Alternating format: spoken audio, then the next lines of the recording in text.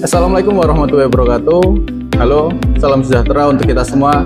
Perkenalkan, saya Mufti Arifianto dari Program Studi S1 Teknik Komputer, Fakultas Sains, Teknologi, dan Pendidikan.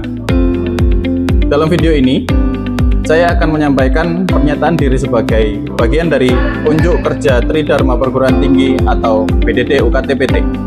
Saya berkesempatan mengampu beberapa mata kuliah di bidang sistem cerdas, termasuk diantaranya interaksi manusia komputer, rekayasa perangkat lunak, teknologi sistem cerdas, dan juga kecerdasan tiruan.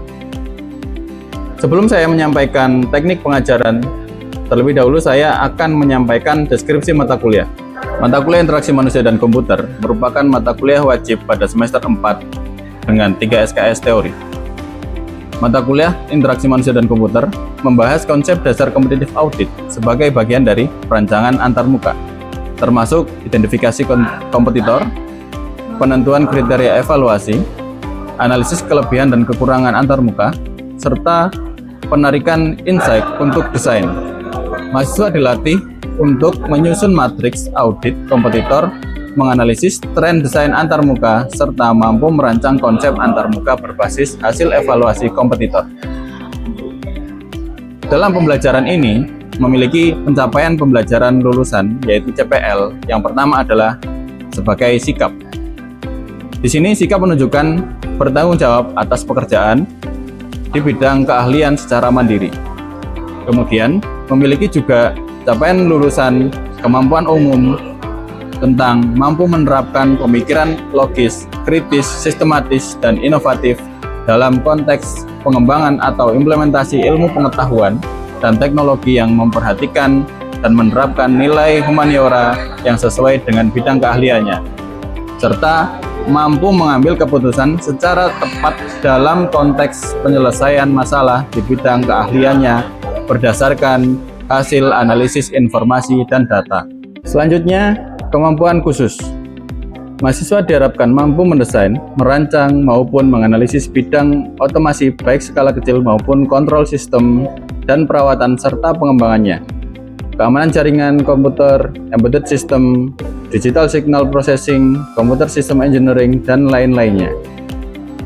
Untuk bagian pengetahuan pada CPL, mahasiswa diharapkan menguasai konsep teoritis bidang pengetahuan sistem komputer secara umum dan konsep teoritis bagian khusus dalam bidang pengetahuan tersebut secara mendalam, serta mampu menginformasikan, memformulasikan penyelesaian masalah secara prosedural. Memiliki pengetahuan yang memadai terkait dengan cara kerja sistem komputer dan mampu merancang serta mengembangkan berbagai produk piranti berbasis digital. Selanjutnya, mempunyai pengetahuan dasar ilmiah dan mekanisme kerja komputer sehingga mampu memecahkan masalah melalui pembuatan model solusi sistem berbasis komputer. Pada capaian pembelajaran mata kuliah, mahasiswa diharapkan memiliki integritas dan komitmen yang tinggi terhadap kecendekiaan dan juga profesi. Selanjutnya, mampu menerapkan konsep-konsep yang berkaitan dengan interaksi manusia dan komputer, merancang konsep dan desain sistem serta penerapan secara kontinu, mengetahui berbagai metode penerapan interaksi manusia dan komputer yang dibutuhkan dalam penugasan berbagai macam cabang ilmu komputer.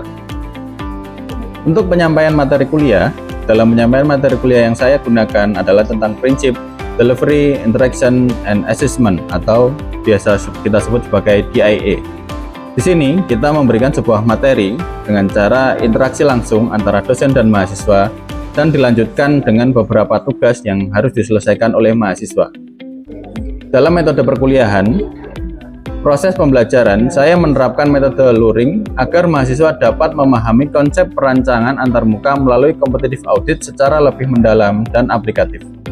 Perkuliahan dilaksanakan secara langsung di ruang kelas melalui ceramah interaktif, diskusi kelompok, praktik studi kasus, dan juga penugasan proyek. Mahasiswa diajak untuk aktif berdiskusi, menganalisis antarmuka kompetitor, serta menyusun matriks audit sebagai dasar perancangan konsep antarmuka. Dalam perkuliahan ini, saya memanfaatkan fasilitas seperti laptop, LCD proyektor untuk menampilkan materi visual dan pemahaman audit, serta whiteboard untuk memetakan insight dan ide desain bersama mahasiswa. Dalam kontrak kuliah dan sistem penilaiannya, saya menggunakan penilaian yang khusus pada teori untuk presentasi, tugas, final project, dan ujian. Seluruh rubrik dan bobot penilaian telah dijelaskan dalam RPS. Dalam strategi pembelajaran, saya menggunakan dua strategi yang sering saya kombinasi, diantaranya adalah case-based learning dan juga problem-based learning. Di sini memiliki beberapa sedikit perbedaan, diantaranya pada case-based learning atau kasus, pembelajaran berfokus pada analisis mendalam studi kasus untuk melatih pemikiran kritis dan pengambilan keputusan berdasarkan situasi kompleks dan juga konteks dunia nyata. Dan selanjutnya, di bagian problem-based learning, berfokus pada pemecahan masalah kompleks melalui penelitian dan analisis. Mahasiswa diharapkan bekerja secara kolaboratif untuk merumuskan solusi dan mempresentasikannya sehingga mengasah keterampilan berpikir kritis, kerja tim, dan juga pemecahan masalah. Untuk bahan ajar, saya menggunakan PowerPoint yang di dalamnya terdapat beberapa proses, diantaranya seperti diskusi, ceramah, tanya jawab, tugas, dan juga final project. Baik, Assalamualaikum warahmatullahi wabarakatuh. Waalaikumsalam warahmatullahi wabarakatuh. Oke, hari ini kita bertemu lagi di mata kuliah Interaksi Manusia dan Komputer. Sebelumnya terima kasih banyak buat teman-teman yang sudah hadir pada hari ini, dan semoga dapat ilmu yang bermanfaat sehingga kegiatan pada pagi hari ini bisa lancar. Oke, sebelum kita mulai kegiatan pada pagi hari ini, alangkah baiknya kita berdoa terlebih dahulu. Berdoa silakan dipimpin Mas Bayu. Berdoa mulai.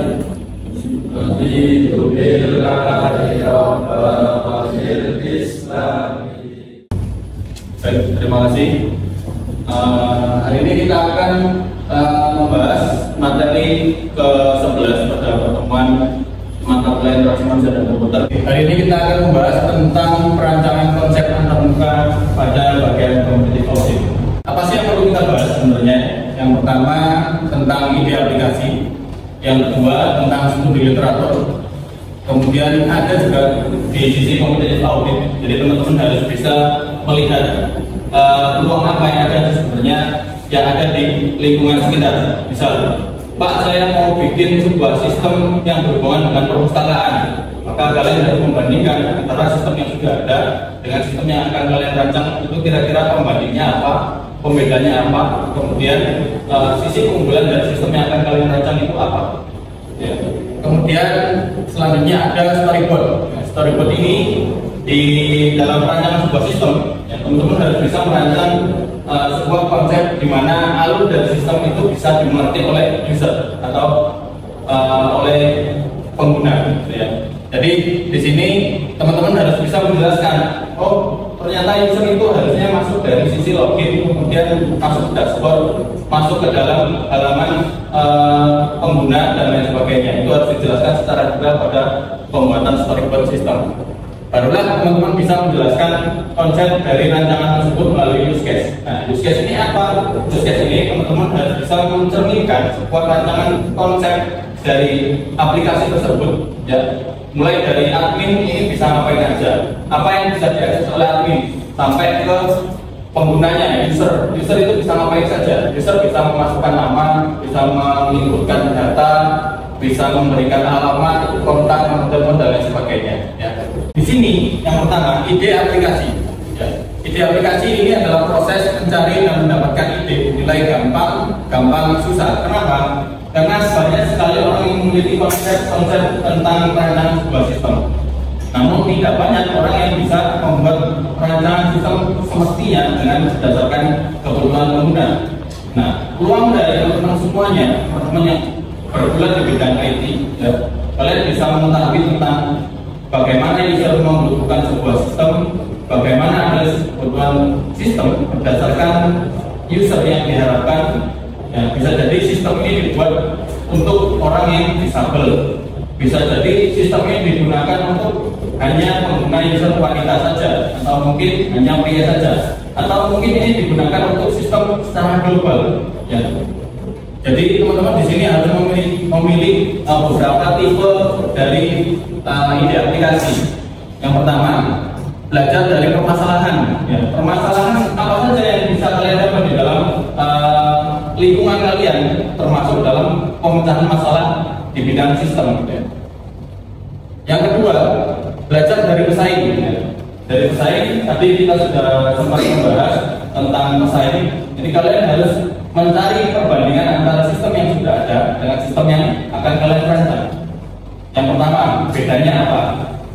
Yang kedua, apakah ini lebih efektif dibanding dengan sistem yang sebelumnya? Ya. Yang ketiga, keunggulannya apa? Dari tiga ini saja, teman-teman sudah memiliki sebuah rancangan sistem yang memang berdasarkan hasil kebutuhan pengguna. Barulah kalian mencari berdasarkan dari situasi pasar. Dari situasi pasar ini yang dimaksudkan apa?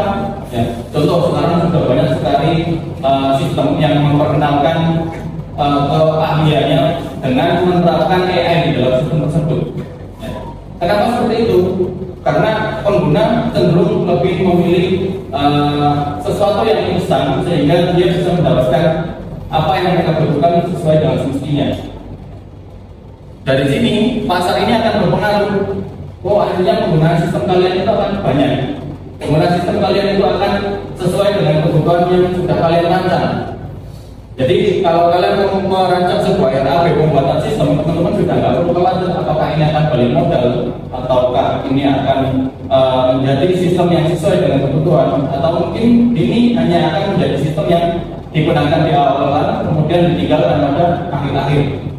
Karena banyak sekali sistem yang sekarang lagi hits, ya. Contoh halnya kita punya contoh sosial media lah. Sosial media ini adalah sebuah sistem yang banyak digunakan oleh masyarakat. Ya. Yang pertama karena ini bisa melakukan interaksi antar sesama akun.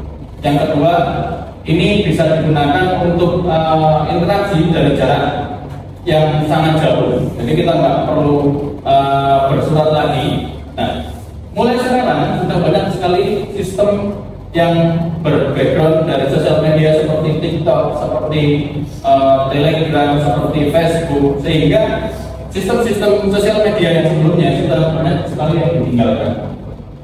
Nah, hal-hal ini yang perlu kalian amati. Kira-kira sistem saya ini akan digunakan secara terus-menerus. Apakah perlu perawatan sehingga sistem ini tidak akan ditinggalkan dan selalu digunakan? Kira-kira perkembangan apa yang bisa saya kembangkan dari sistem yang akan saya buat? Yang keempat, belajar dari konsep penelitian serupa. Nah, ini tidak jauh beda dengan yang awalnya tadi ya. Teman-teman melihat dari sistem yang sudah ada, namun ini kita bahas dari penelitian yang serupa. Contoh halnya, penelitian yang serupa di sini kita memilih tentang sistem perpustakaan. Sistem perpustakaan ini kita gunakan untuk beberapa perpustakaan yang ada di kawasan Kabupaten Lamongan. Nah, dari sini ternyata sudah ada yang membahas tentang sistem perpustakaan ditambahkan dengan penelitian yang sudah diterapkan. Contoh, perpustakaan dengan sistem cerdas. Akhirnya teman-teman bisa merekomendasikan, oh ternyata buku ini menjadi buku yang paling banyak dicari dalam di daerah Kabupaten Lamongan. Sehingga sistem ini bisa menjadi satu rekomendasi yang sangat dibutuhkan oleh orang-orang yang mencari buku, terutama di daerah kita.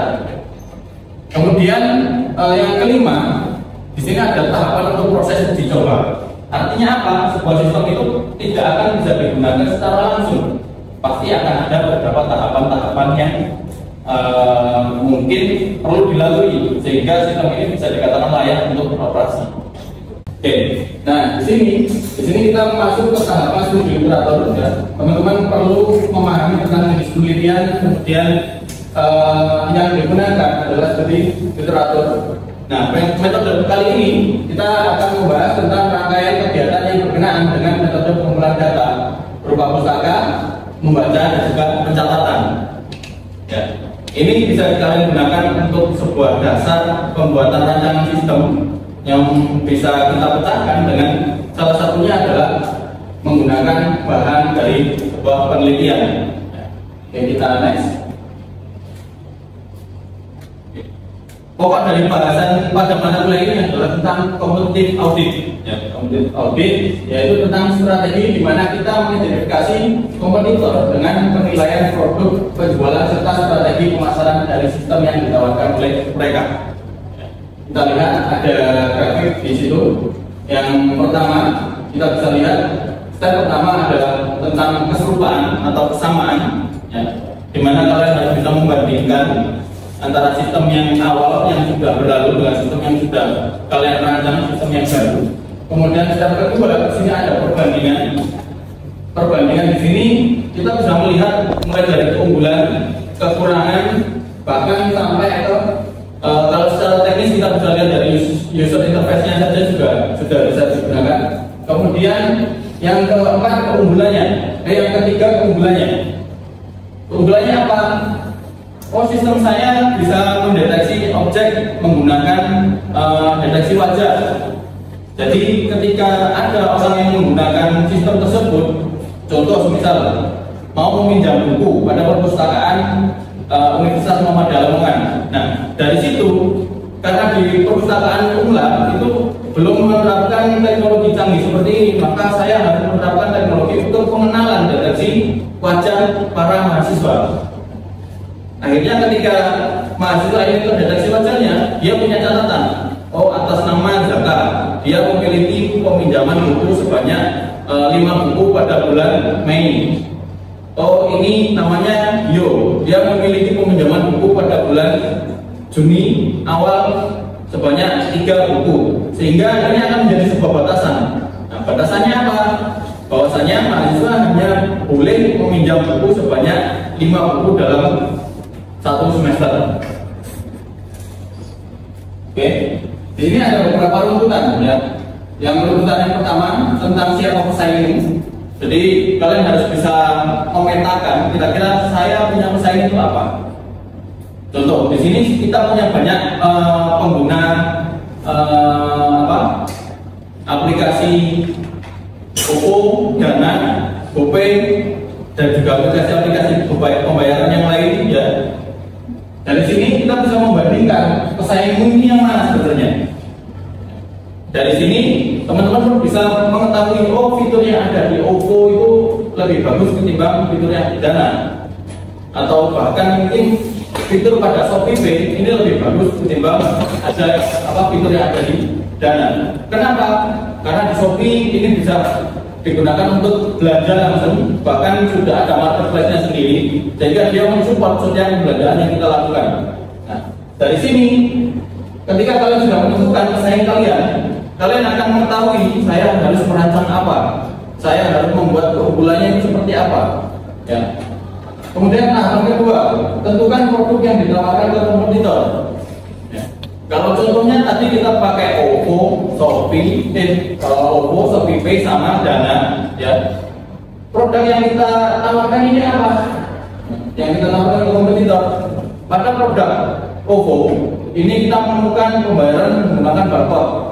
Pada produk Dana kita menggunakan pembayaran melalui link.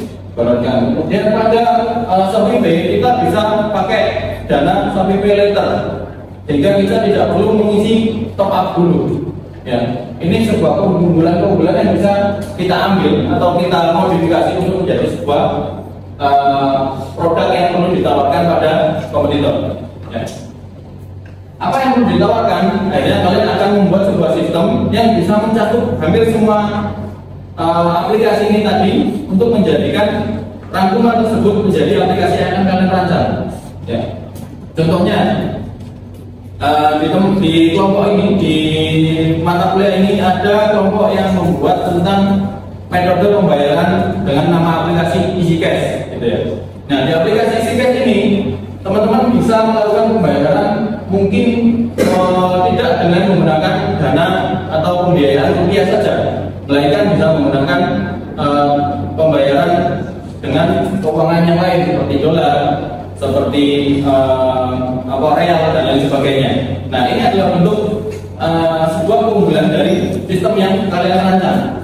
Sehingga ketika kalian pergi ke luar negeri, pergi ke beberapa daerah yang mungkin itu menerapkan mata uang yang lain, itu bisa diatasi dengan satu aplikasi saja. Ya. Selanjutnya pahami strategi penjualan kompetitor. Strategi ini yang perlu kalian analisis, ya. Strateginya apa saja? Misal, ini banyak diskon di aplikasi ini, sehingga ketika kita melakukan pembelanjaan, ini bisa lebih menarik. Yang awalnya kita belanja habis 100.000, ternyata diskonnya hampir 50%. Nah, ini cuma bayar sekitar 55.000 atau seterusnya. Ya.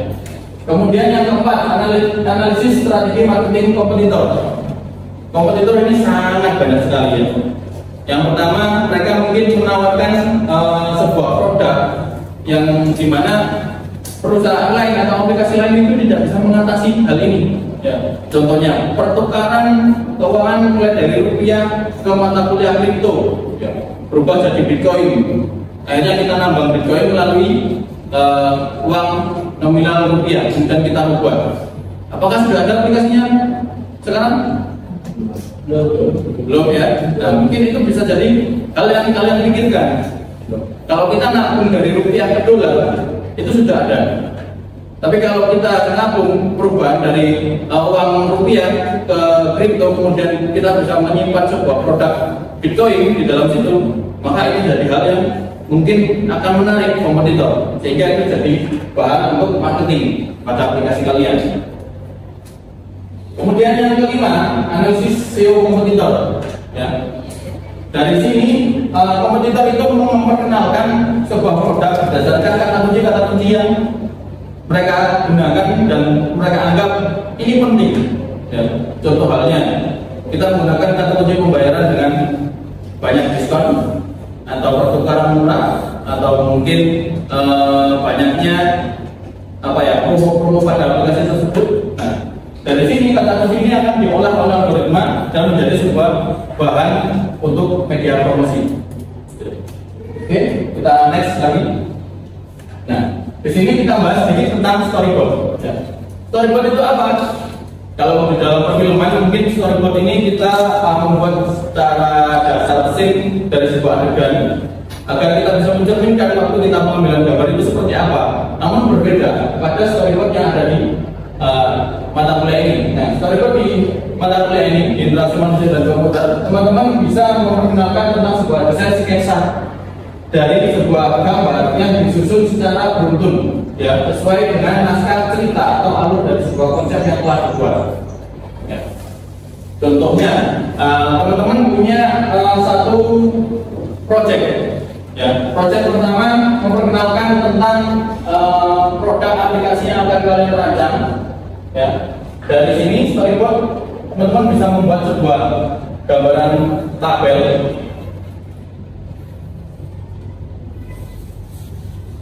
Dan dari tabel ini kalian perlu membandingkan ini siapa, maksudnya aktor. Kemudian di sini action. Jadi jadi aktor dan juga aksinya dia ngapain saja. Di sini aktor kita bisa lihat sebagai admin. Ya, admin dia bisa ngapain aja.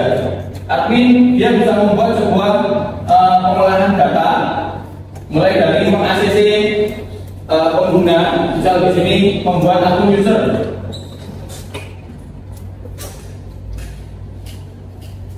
Nah, akun user ini nanti akan dibuat oleh admin, karena admin ini biasanya tetap sebagai pemegang sistem, sehingga ketika user terdaftar dan itu tidak diakses oleh admin atau tidak otomatis dibuat secara sistematis otomatis, maka user pun tidak akan bisa membuat akun di dalam sistem tersebut. Baru dari sini kita bisa lihat user itu bisa ngapain. Ya. User di sini diperjelas dengan pembuatan pengisian biodata.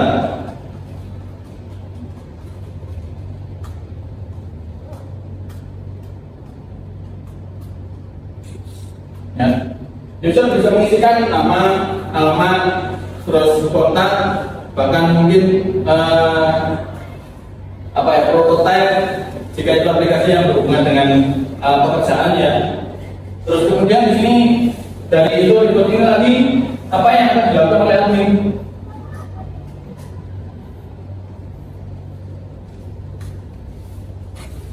Ya, jadi admin bisa melakukan validasi terhadap sistem yang maksudnya validasi terhadap user yang sudah melakukan pembuatan akun. Nah, sampai di sini, sampai masuk ke semua tahapan proses sistem yang ada, ya teman-teman bisa memastikan bahwasanya tugas admin ini sebagai validator, tugas user ini dia bisa ngapain aja, itu bisa kita lihat dari storyboard. Ya. Storyboard ini biasanya akan ada metode testing. Biasanya teman-teman bisa menggunakan black box testing atau mungkin media testing yang lain. Ya. Bisa next. Oke, dari sini ada yang ditanyakan sebelumnya, Mas Syawi. Ya Pak, saya mau tanya tentang apa namanya, kan kita perlu, kan kalau kita membuat aplikasi kan perlu namanya perbandingan antara aplikasi kita dengan orang lain.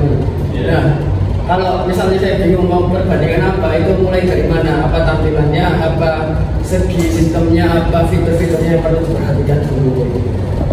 Oke. Ya, jadi untuk perbandingan aplikasi kira-kira saya butuh apa yang perlu ditindaklanjuti. Ya. Yang pertama, teman-teman pastikan dulu aplikasi yang akan saya buat itu apa. Ya, itu yang pertama. Yang kedua, carilah aplikasi yang mereka memiliki user atau pengguna yang banyak, sehingga otomatis ketika user itu menggunakan aplikasi yang banyak tersebut, dia akan mengetahui bahwasanya fasilitas atau fitur yang ada di aplikasi pembanding kalian itu sebenarnya banyak sekali dan bisa dilihat mulai dari user interface, ya, kemudian struktur dari masing-masing menu atau fitur yang ada di dalam sistem, ya, kemudian kira-kira fasilitas apa yang ada di dalam sistem tersebut. Ya, contoh halnya dia memiliki perubahan data yang fleksibel, karena ada beberapa sistem yang mungkin dia membuat sistemnya tidak berdasarkan fleksibilitas, jadi susah diubah, bahkan perlu bandwidth atau mungkin data yang besar untuk berubah data kalian pribadi gitu ya.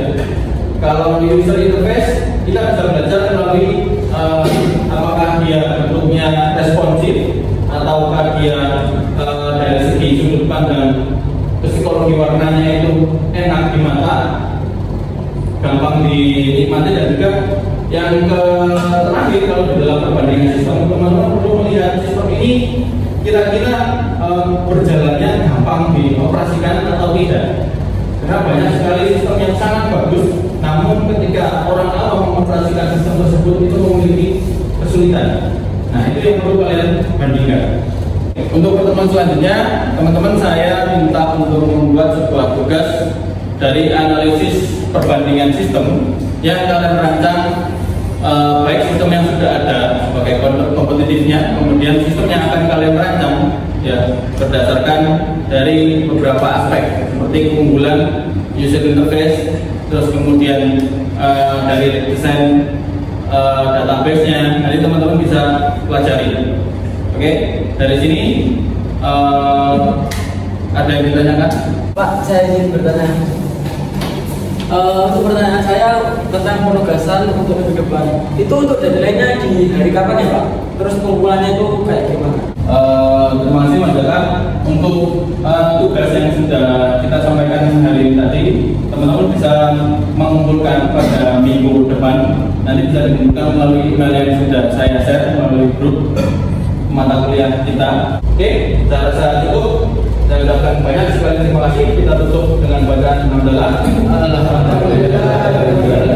Oke, sekian. Assalamualaikum warahmatullahi wabarakatuh. Demikian video PDD UKT-PT yang sudah saya rangkum. Saya ucapkan banyak terima kasih kepada tim penilaian Cerdos 2025, Kementerian Pendidikan Tinggi Sains dan Teknologi, Civitas Akademika Universitas Muhammadiyah Lamongan, serta teman sejawat teknik komputer dan para mahasiswa. Semoga video ini dapat memberikan gambaran praktik pengajaran saya secara utuh. Sekian, Assalamualaikum warahmatullahi wabarakatuh.